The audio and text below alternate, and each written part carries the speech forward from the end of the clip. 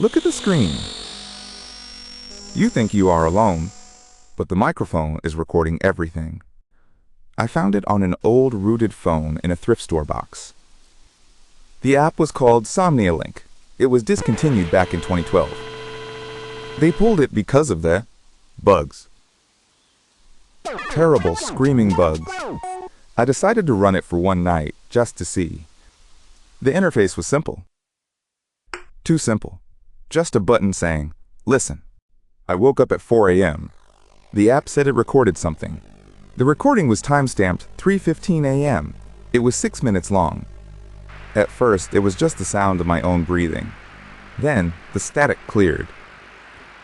A voice started to whisper. Once upon a time, there was a boy who forgot to lock his door. The voice was wet. It sounded like it was coming from inside my pillow. It told a story about a man with no skin who lived under floors. I checked the room. Nothing was there. I was alone, or so I thought. The next night, the story continued. It knew what I ate for dinner. "The man under the floor is hungry for something soft," it whispered. I tried to delete the app. The icon just reappeared every time. I smashed the phone with a hammer. The audio kept playing. The voice was no longer on the phone. It was in the walls. 3:15 a.m. Every night. The story of my own life began. It told me about the day I would die. It described this very moment.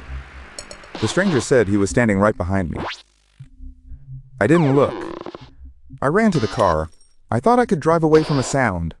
The car radio turned itself on. The bedtime story continued. He whispered about the cold wind and the smell of old copper. I looked in the rearview mirror. The back seat wasn't empty anymore. I jumped out and ran into the woods. My feet hit the leaves. The trees began to look like hallways. The forest became a building. I was in the back rooms of the app. Data made manifest. The voice was everywhere now. It wasn't a whisper anymore. It was a roar. "Close your eyes," it said. "The story is almost at the end." I found a door. It was the same door from my childhood home. I opened it, hoping to find my mother. I found the stranger. He was holding a phone. My phone. He was recording me. He turned his head.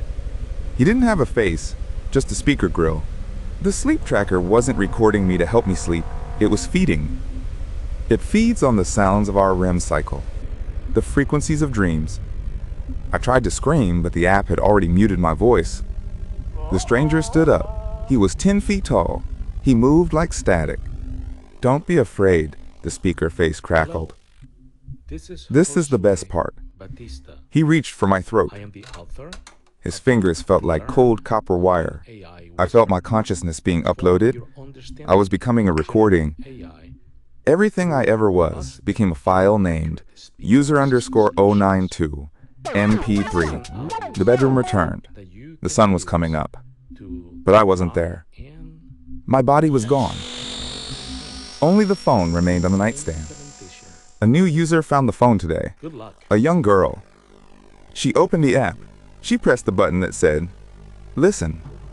Tonight, at 3:15 a.m., she will hear a voice she recognizes. It will be my voice, telling her the story of the man under the floor. We are all part of the archive now, one big happy story. The Somnia-Link project was never about sleep. It was about storage. Do you use a sleep tracker? Check your recordings tonight. If you hear a whisper, do not answer. Do not breathe loudly. He is listening for the sound of your heart. He wants your story. I can see you watching this. The app is already installing. Go to bed. Sleep well. We will talk again at 3:15. The voice in the pillow is waiting. The man under the floor is hungry. Sweet dreams. Don't forget to keep your microphone on. Always. Everything you say is a story for someone else. Goodbye for now.